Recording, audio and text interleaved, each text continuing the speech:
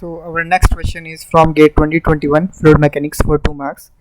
Consider a fluid confined between two horizontal parallel plates and subjected to shear flow. In the first experiment, the plates are separated by a distance of 1 mm. It is found that a shear stress of 2 Newton per meter square has to be applied to keep the top plate moving with velocity 2 meter per second, while the other plate is fixed.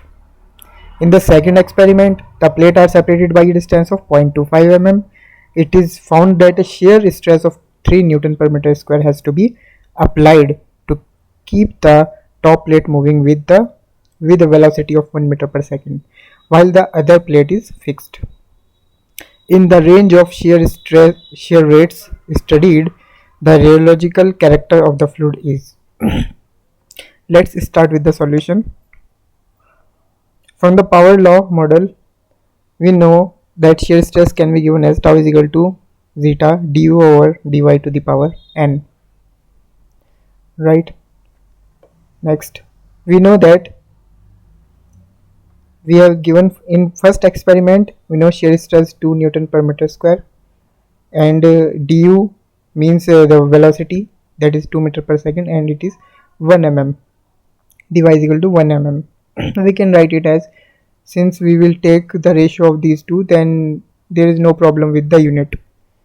And in second experiment, we have 3 Newton per meter square is the stress, and eta into 1.25 to the power n.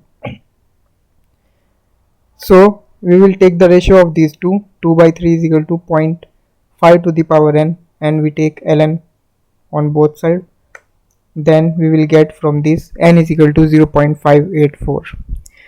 From this we know that when n is less than 1, it is for pseudoplastic. If n is greater than 1, then it will be dilatant. N is equal to 1 for Newtonian fluid, and if it is inviscid flow means no viscosity, then viscosity term will be 0, then it will be shear stress will be 0, so it will not applicable for inviscid flow. So you can see here from the given options we have pseudoplastic. Option B is correct. You can see here ideal and inviscid flow, it is not applicable for this, since ideal fluid have 0 viscosity. So thank you.